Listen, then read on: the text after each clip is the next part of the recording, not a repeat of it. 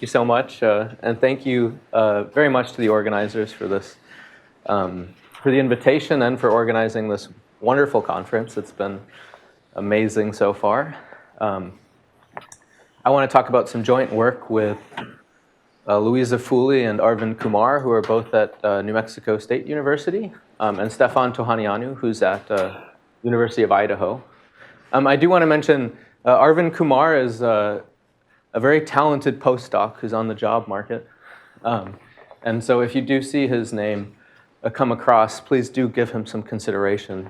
He has been a tremendous asset at New Mexico State and a very talented mathematician. Okay, let me open up with a definition that I know many of you know much better than I do. But for those of you who are not so familiar with matroids, let me just start with that. Some notation that I'll be using throughout the talk is this brackets n is just this 1 through n. And delta will always be a simplicial complex, by which I mean a collection of subsets of 1 through n that satisfy that if I have a subset in this collection, then all of its subsets also have to be in this collection.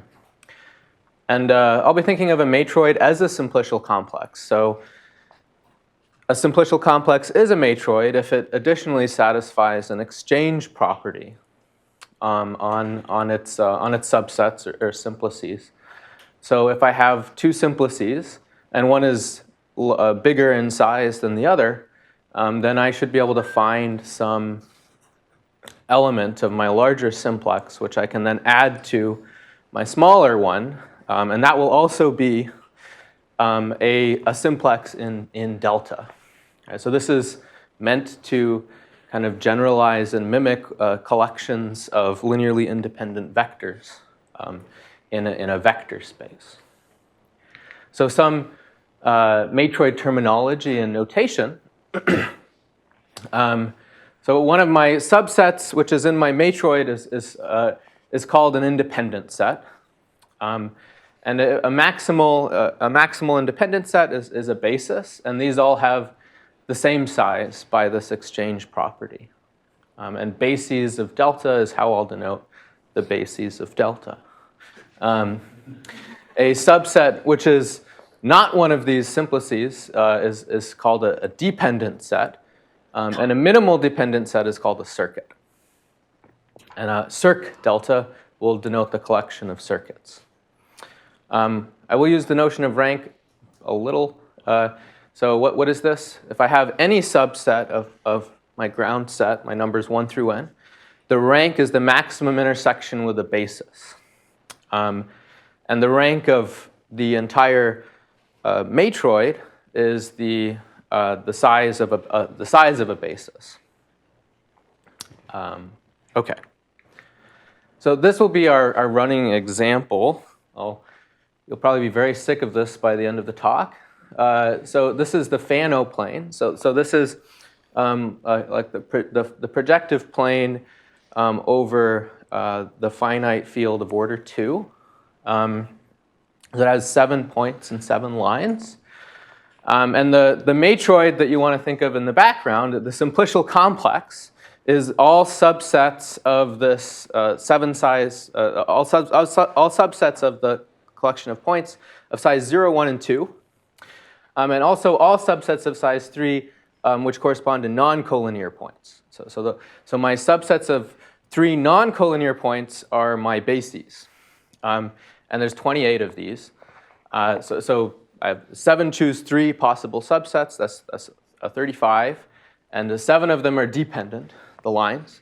And so 28 is my number of bases. And so what are my circuits here? My lines are some of my circuits. They're the minimum. I can't have, according to the definition, I'm not going to have any dependent sets of size smaller than 3. So my line, there's the 7 lines are 7 of my circuits, and then there's also circuits of size 4, and these correspond to complements of the lines. So there's a total of 14 circuits in this matroid, and it's a rank 3 matroid. Okay, so this will be, we'll see this a lot. Another thing that I'll need is matroid duality. So what is this? So if I have a matroid on my ground set, then the dual is, I'll denote it by delta perp. So this is a simplicial complex whose maximal simplices are the complements of the bases. And then I just take all subsets of those, and that's how I'm going to define my delta perp. And this is a matroid. You have to check the exchange property, but it is a matroid. And so for our example, the bases are complements of 3 non-collinear points. And you can probably convince yourself that if I take 3 non-collinear points and I take their complement, this will consist of 3 points which are on a line plus a point which is not on the line. And so the rank of the dual is 4. The rank of a matroid and its dual always add up to the size of the ground set. And the circuits are a little trickier for the dual, but here they end up being the complements of the lines. So this is what the circuits end up being. So one important fact that I'll use in a second is that if I have a matroid, the bases are exactly these sets of minimal size which intersect every single circuit in at least one element. My circuit's every circuit of the dual. So this is a constant source of confusion for me, going back and forth between the matroid and its dual. And the circuits of my matroid are minimal sets which intersect every basis of the dual in at least one element. Okay. So now we're going to use these facts to go to some algebra. So now we're going to introduce this. It is not Alexander duality. Yes. Also a constant source of confusion for me. There's 2 notions of duality here. Yeah. Okay. Maybe I should mute my computer so it doesn't start beeping. All right. Okay, so now we're going to go to the Stanley-Reisner ideal. I wasn't sure which one to use, so I just put them both together. Reisner. Okay, I'm going to try to say Reisner the whole time. All right. So I'm going to have a polynomial ring in n variables, where n is my ground set. This is some standard monomial notation. So if I have a tuple of non-negative integers, I think of it as a vector, and I just say x to the vector just means, well, I'm putting that first number on the first variable, and so on. All right. And then I'm going to also have some, if I have a subset, if I take x and I raise it to the subset, I'm just going to mean I take the product of the variables that correspond to that subset. P sub u is going to be the same thing, except now I'm going to take the ideal that's generated by those variables. Okay, and so now the Stanley-Reisner ideal is the ideal generated by square-free monomials that correspond to minimal non-faces. And what's a minimal non-face? Well, a thing is not a face if it's a dependent set. And so a minimal dependent set is a circuit. And so this is generated by the square-free monomials that correspond to circuits. All right? And by the fact on the bottom of the previous slide, the circuit is a minimal set which intersects every basis in at least one element. That's what gives you this intersection representation for the Stanley-Reisner ideal. Okay. So for our running example, some people are smart and write their examples on the board, and other people just put them on every single slide. I'm one of the latter. What's the Stanley-Reisner ideal for my Fano-matroid? Well, we had 7 circuits of size 3, and then 7 circuits of size 4, and so I've just listed them all out. This is what they are. And I can also write it as an intersection, And my intersection, now these are going to be my bases of my dual matroid. So for instance, x1, x2, x3, x4, that's a point and a line. All right, so that's, and then I do all of them. So it's an intersection of 28 things. The circuit representation is a lot more compact. This is usually true. Okay, so sorry for all the definitions, but one more. The thing I want to talk about is the symbolic powers of the Stanley-Reisner ideal. So what are these? Well, my Stanley-Reisner ideal can be written as this intersection of these monomial primes corresponding to the bases of the dual. Right? So now I just take the S powers of those and I intersect those. And I'll say in a sec a little bit more about why these are important. But one thing I want to point out is it's fairly easy to detect if I have a monomial which is in a symbolic power. What I do is I look at the exponent vector of that monomial, and for every b, this basis of the dual, I add up the corresponding exponents, and it's got to be at least s. And that has to happen for every single basis of the dual. So what happens is this kind of turns into like an integer linear programming problem to determine if this is something that's in the symbolic power or not. Okay, so this definition I've given you, it works in general for square-free monomial ideals, but there's also a definition for arbitrary ideals. And in general, the symbolic powers of an ideal are kind of a geometric version of regular powers of an ideal, in the following sense. If I have an ideal which is, for instance, the ideal of a projective or affine variety, if I take the S symbolic power, then the polynomials that are in the S symbolic power are exactly those polynomials that vanish to order S on the underlying variety. Right? So they're kind of an interpolation, higher order interpolation type of thing. So they're really cool and really important in a lot of contexts in both commutative algebra and algebraic geometry, even in things like interpolation and numerical analysis. Okay.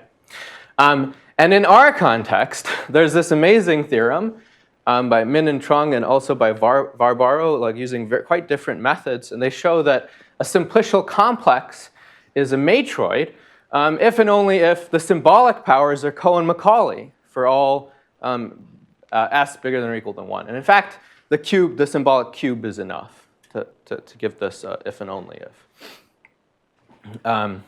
Okay, so this is a way to distinguish matroids among all simplicial complexes. And there was another interesting characterization from Bennett's talk, I think, that was given in terms of vertex decomposition orderings, which I hadn't seen before. I thought was pretty cool. And this is a different characterization. Okay. I will say more about this second thing later. I'm hoping that at the end, we're going to get back to this. So you can specialize the Stanley-Reisner ideal and get something called a matroid configuration, which is a certain type of variety in projective space, which is very nice. And hopefully at the end, we'll get to that.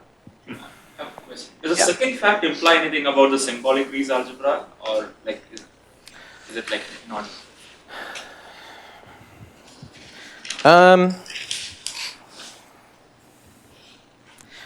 Probably. But well, actually, the rest of what I'm talking about will actually imply things about the symbolic Rees algebra. Yeah, and I'll mention it when I get to it, perhaps. So we can actually give explicit generators for the entire symbolic Rees algebra from, and it's not, yeah, and that's actually kind of, you gave a great lead-in to the next bit, so thank you.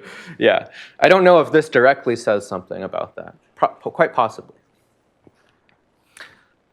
Okay, so I want to talk about what is the structure of the symbolic powers of a Stanley-Reisner ideal of a matroid. And the way that I want to get at this is I want to just say, suppose we have some monomial. Let's talk about how we can decide if it is in a certain symbolic power.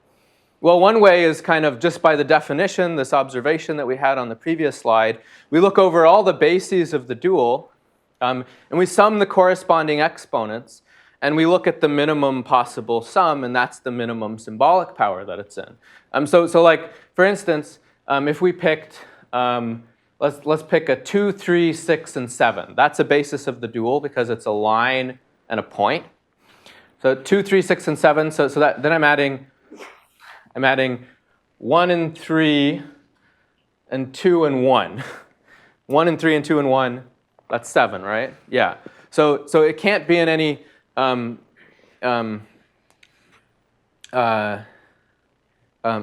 can't be in the 8th symbolic power by that computation. But it's not necessarily in the 7th because we'd have to check all of them, right? But it turns out that if you do check all of them, you will see that they're all at least 7. Okay. So that's one way that you can decide if you're in the 7th symbolic power. So let me now give you a weird way, another way that actually will also determine that this thing is in the 7th power. So what I'm going to do is I'm going to take the largest exponent that I see, and that's 3, and I'm going to look at all of the variables that get that exponent, and that's 2, 4, and 5. No, sorry, 3, 4, and 5, and I'm going to collect that over here. Then I'm going to take all the variables that have an exponent of 2 or more and collect them down here, and then finally I'm just going to take the support. You could do this the other way too, kind of starting with the support and going up if you like.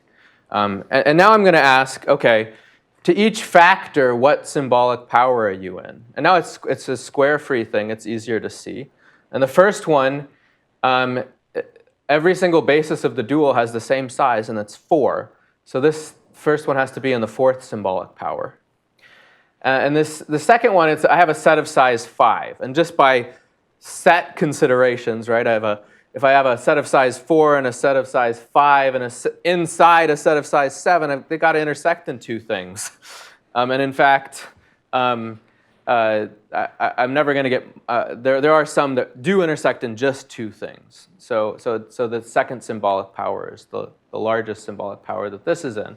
And then this is just a circuit of my original matroid.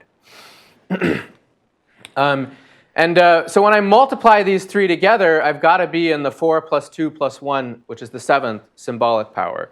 One way to think about this is that, okay, M1, M2, and M3 are supposed to be things that vanish to order 4, order 2, and order 1. If I multiply them together, they got to vanish to order 7. So one way of thinking about it. So this tells me, again, that I'm in the 7th symbolic power. But this argument has kind of no right to work to tell me that the 7th symbolic power is the smallest one that it's in. And usually, this would never work in an arbitrary square-free monomial ideal. But for matroids, it does. And so you have this little kind of factorization lemma. And so if I do this procedure to any monomial, like if I strip off the things that have the highest exponent, and then I kind of go down, and I look at, okay, what symbolic power are the factors in? What's the smallest one? Add those all together. That's the smallest symbolic power that the whole thing is in. So somehow the square-free monomials in the symbolic powers are telling you everything about the symbolic powers, which is very weird. Highly, highly unusual. It's kind of flag on the simplex that captures all this at once. Yeah. So I mean, yeah. These are there's a containment among them. Yes. Yeah. That's the whole story. This is the whole story. Yes. It's kind of bizarre. So the main point is just if we know how to describe the minimal square-free monomials in each symbolic power, you can actually describe all symbolic powers. So let's focus on these for a second. What are the minimal, the square-free monomials of kind of smallest support in each symbolic power? What are these? Well, they're minimal subsets of my ground set, so that if I intersect with every basis of the dual, it's at least S elements. So when S is 1, these are the circuits. When S is bigger than 1, these are also circuits, not of the original matroid, but of something called the elongation of the matroid. Now, I had never heard the word elongation. An elongation is actually a dual to truncation. So you can truncate if I take the dual matroid and I truncate it, and then I take the dual again, that's the elongation. If you're familiar with truncation. If you're not familiar with truncation, don't worry about it. There's some circuit of some matroid that's actually related to the original matroid.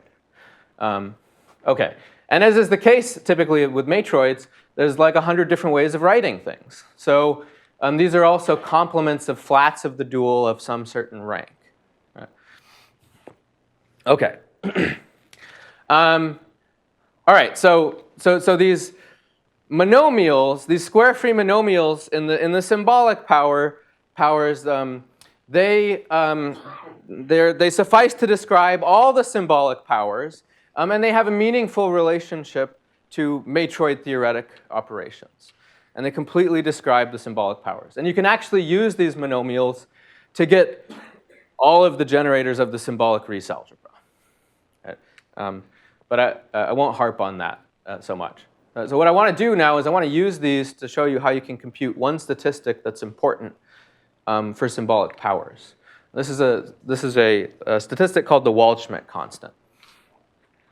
So let's go back to just homogeneous ideals for a second. If I take, by alpha of I will mean the minimum degree of a generator of my ideal. And the Waldschmidt constant is this limit. So let me just parse through a couple of things here. This alpha of the S symbolic power, what should I think of when I see that? Well, the S symbolic power, let's go back to thinking, okay, I is an ideal of a variety. Then the S symbolic power of that ideal, these are polynomials that vanish to order S on that variety. So when I take alpha, this is saying I want the smallest degree of a polynomial that vanishes to order S on my variety. And that's what this means. So it's like, that's actually that's an important statistic to know about. Now if I divide by S and then take a limit, this limit actually exists, and it's equal to the infimum of the fractions of which you take the limit. And the reason for this is not so deep. It's actually just because the sequence alpha of the S symbolic power is a subadditive sequence. And this is just Fakuta's lemma, if you're familiar with this. It's not a terribly deep fact. Could you clear up something that feels circular? You want to use symbolic powers to apply this Cohen-Macaulay condition to recognize if you have a matroid. But is your characterization dependent on having a matroid to do these nested sets? Okay, I don't actually think that taking the symbolic powers and seeing that they're Cohen-Macaulay is a great way of seeing that something is a matroid. It's fun, yeah. But I mean, but there's probably other. Require that you have a matroid. Yeah, the thing that you want to start with is a matroid. That would be that'd be the way to do it. Your condition of these minimal square frees in each symbolic power, is that characterization only applies if you have a matroid? That's a great question, and I don't know the answer to it. Yeah, I'm not sure. But I think the way that I'm thinking of this is I'm going to start with a matroid, and then I want to use that fact to compute things. Okay, so this constant, it has its origins in complex analysis, and it appears in a large number of different fields in number theory and algebraic geometry and commutative algebra. You can restate a conjecture of Nagata in terms of this constant. For purposes of our talk, there's a couple of influential papers of Bocci and Harbourne which indicate that this constant is important for studying containment between symbolic and ordinary powers, which I hope I'll get to a little bit later. Okay, so now finally we see it's generalized Hamming weights are coming in. So what are these? The generalized Hamming weights, these are just the degrees of the smallest degree of a square-free monomial which is in the ith symbolic power. And I can, because this is a matroid, I can rewrite this in several different ways. And this is how we'll define these generalized Hamming weights, is that they are these things. Now, the smallest degree of a square-free monomial in the ith or rth symbolic power is not necessarily the smallest degree of a monomial in that power. So you have to be a little careful. This is not the same thing as saying it's the minimum degree of something that's in the rth symbolic power. However, because of the fact that these square-free monomials actually determine the entire symbolic power, the Waldschmidt constant is determined by them. So just to parse things a little bit, right? Because of this inequality, in general, this is a less than or equal to. So if I divide both sides by r, then those are my dr over r is going to be something which is bigger than or equal to the Waldschmidt constant for every single one of those fractions. And it turns out if I take the minimum, I actually get it. Okay, and I do want to mention that many of these results were proved in a paper of Paolo Montero and Vin Wen independently. Okay, let me do an example. And this just to kind of wrap our heads around the generalized Hamming weight. So let's compute these for this example. So D1, that's the smallest degree of something that's in the Stanley-Reisner ideal. Stanley-Reisner ideal. Those are the circuits. Right? Those are the circuits. So D1 is 3. It's the minimum size of a circuit. Okay, so for D2, what I want to do is I want to take subsets that intersect every basis of the dual in at least 2 things. And that's subsets of size 4 won't work, but subsets of size 5 will work. And so D2 is 5. And D2 being 5 now is kind of forced just by, as we saw earlier, like, okay, I have a subset of size 4 and a subset of size 5 in a 7 size thing, right? So from now on out, it's kind of forced by just set theoretic considerations. So D3 is 6 and D4 is 7, right? So we've got these numbers, and we take the fractions 3 over 1, 5 over 2, 6 over 3, and 7 over 4. We take their minimum. The Waldschmidt constant is 7/4. Okay. So what I'd like to do next. Sorry. Any questions at this point? Pause for a second. Is the Waldschmidt constant always rational, and if not? Oh, the Waldschmidt constant is actually it's rational as long as if your symbolic Riesz algebra is Noetherian, it's always rational. So for monomial ideals, the Waldschmidt constant is actually always rational. Yeah. In other cases, it might not be, but I think what's interesting is there has not been a single computation that verifies that there is a non-rational Waldschmidt constant for anything. But I think it's expected that kind of most things probably have irrational Waldschmidt constant. Okay. Yeah, great question. All right, so where did these generalized Hamming weights come in? So this was actually like, there's a connection to coding theory, and it's not actually hard to prove, but it was really exciting to see. So a code, if I have a linear code, it's a k-dimensional, a linear subspace of some n-dimensional space. And to this code, I can associate some numbers that are called generalized Hamming weights. And they go from 1 up to the dimension of the code, which is the dimension of this linear subspace. And the D1 is known as the minimum degree, minimum distance. Sorry, the minimum distance of the code.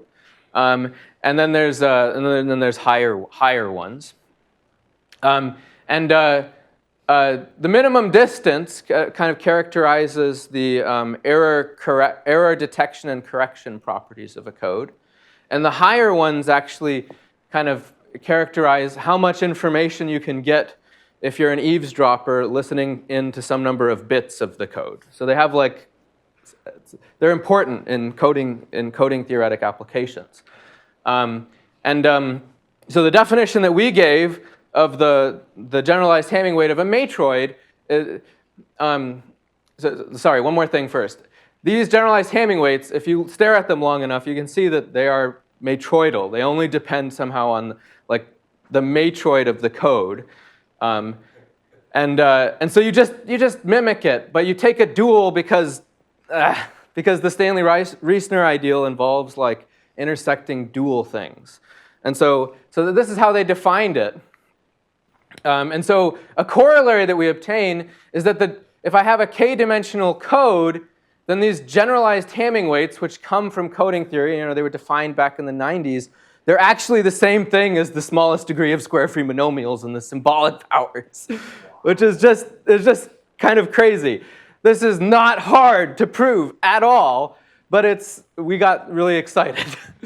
And one thing that we got excited about was people have studied this weight hierarchy, these generalized Hamming weights. So there's all these classes of codes where people have done this, and you just pour it over their stuff, and you get Waldschmidt constants. So that's what we did for a bunch of codes. All right. What do we got? 11:05? Okay. All right. So this kind of ends the part where I want to talk about.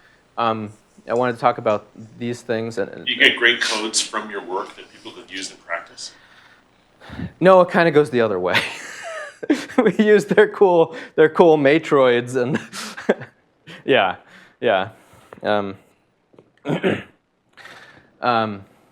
Okay, and in particular, this is not a good way to compute generalized Hamming weights. Just in case anybody does coding theory, I'm not claiming that. It's just a cool. It's a really cool connection. Okay. So I want to kind of throw out some computational challenges and a few problems. So in order to do this, I want to introduce a couple of other objects, polyhedral objects. So if I have a monomial ideal, I can define something called the Newton polyhedron of this ideal. And what I do is I take the exponent vectors of the generators, I take their convex hull, and I add on the non-negative orthant Minkowski sum. I can also define something called the symbolic polyhedron. So now if I have a square-free monomial ideal, I can write it as an intersection of monomial primes. I can turn each one of those monomial primes into an inequality that looks like this. It always has a 1 on one side. I'll do an example on the next slide. And why are these important?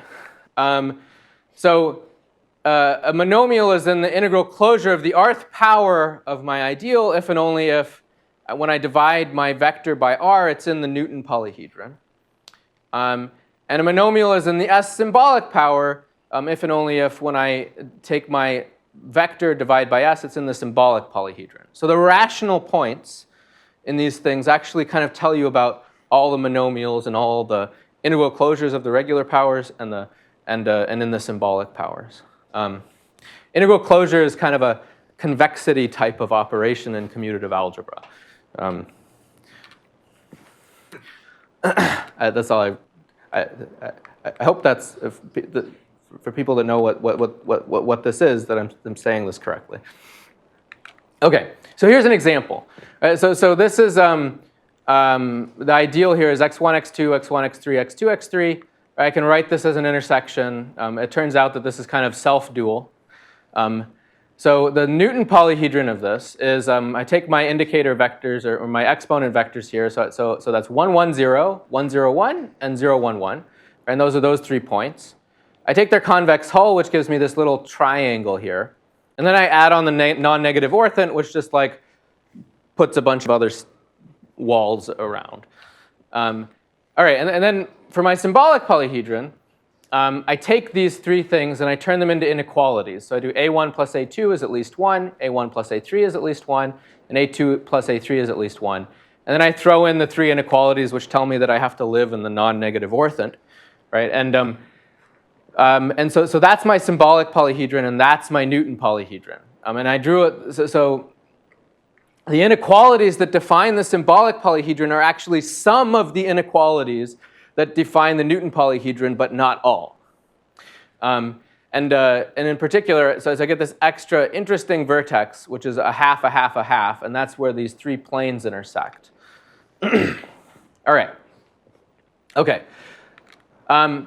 So one of the reasons that I'm interested in these is you can use them to study these containment problems.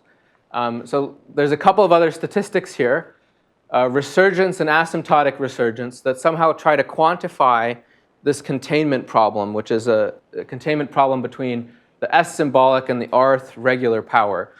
If you haven't seen this problem before, it's like, why the heck would you do that or look at that?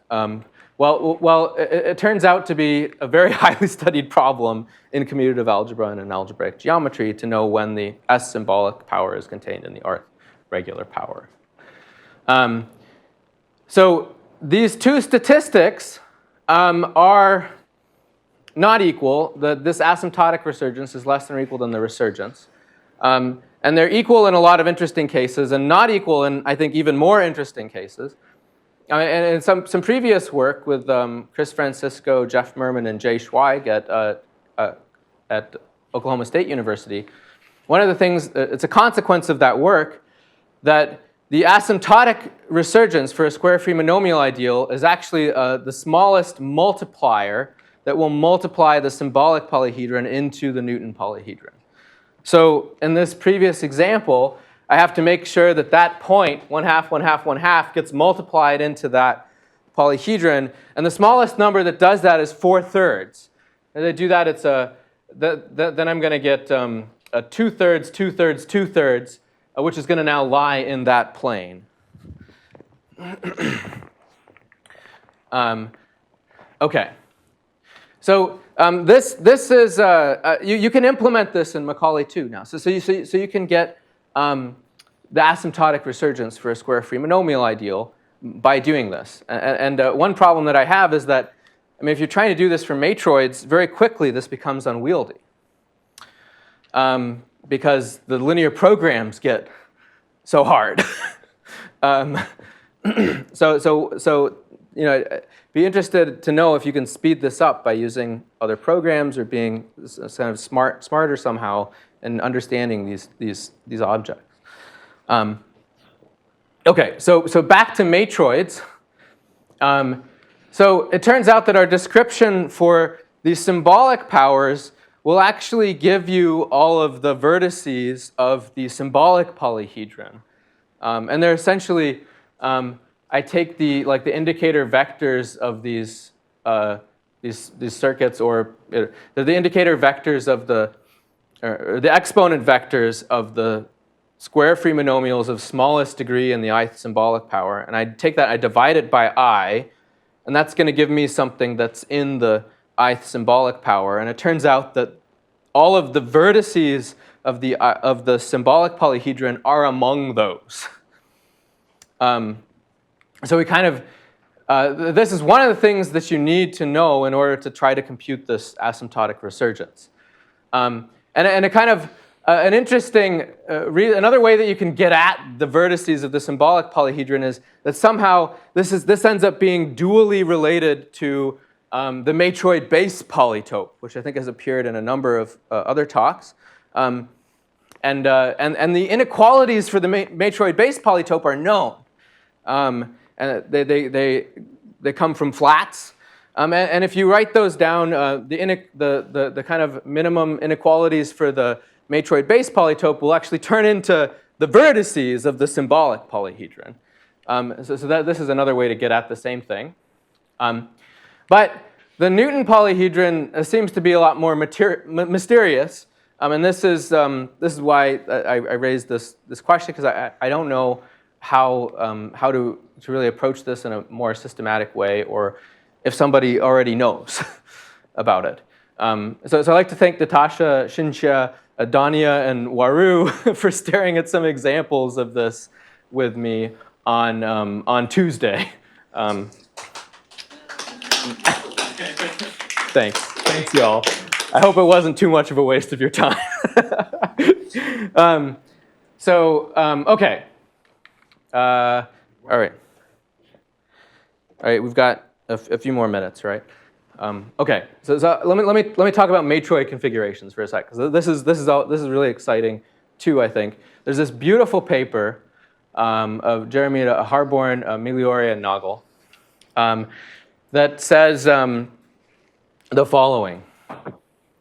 So let's take a matroid of rank n minus k, and the reason that I want to do this is because the Stanley-Reisner ideal is then defined as intersections of things that have k elements because it comes from the dual. All right? Okay, so then what I'm going to do is I'm going to use the bases of the dual matroid to select subsets of size k from some collection of linear forms, n linear forms.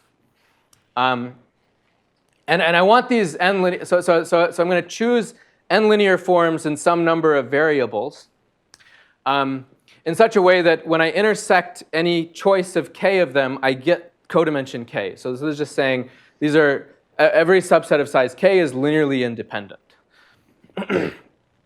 Okay, and you can beef this up a bit. You could instead take like homogeneous polynomials here instead of linear forms, and then you would want to say, when I take subsets of size k, those should be a regular sequence. So I get a complete intersection.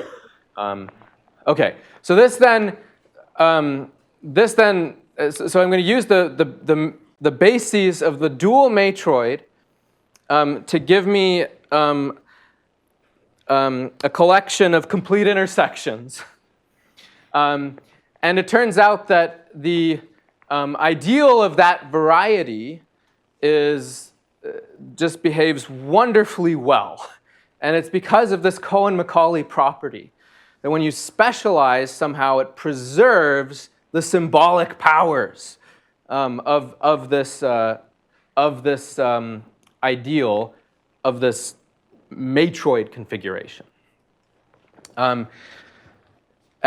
And in fact, you can even deduce the entire free resolution from, you just specialize the minimal free resolution of the Stanley-Reisner ideal of the matroid, and you get the minimal free resolution of the ideal of this variety for every single symbolic power. It's insanely powerful results. So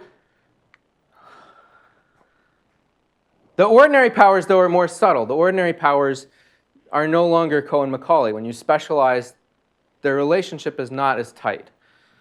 But what you do get is you get, if you're able to compute things like the resurgence and the asymptotic resurgence upstairs of your Stanley-Reisner ideal, then you're going to get some upper bounds on resurgence and asymptotic resurgence of these things called matroid configurations.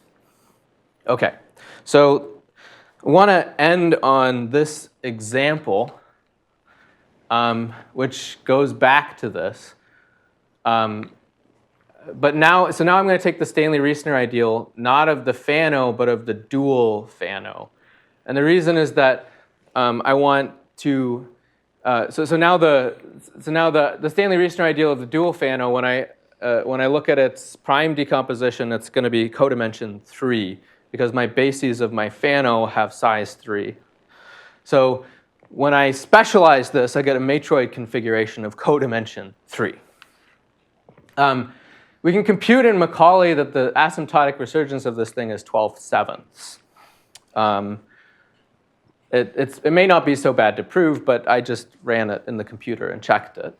And you can also check that if I look at the 9th symbolic power, there is one minimal generator of the 9th symbolic power, which is not in the 5th regular power.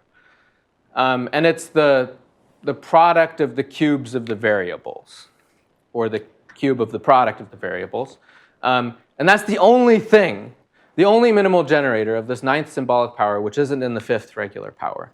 So so that monomial tells you that the 9th symbolic power is not in the 5th regular power, And so what I do is that if I take that fraction 9 over 5, that tells me that the resurgence is at least 9/5.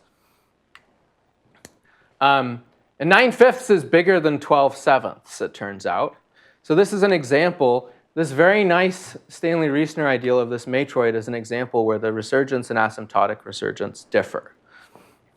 And you can ask, is that somehow preserved when you specialize and you go to these matroid configurations? This was a question that was raised in this the original matroid configurations paper.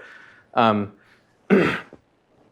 it turns out that this obstruction actually seems to vanish when you specialize to things that are linear, but not necessarily when you specialize to things that are quadratic.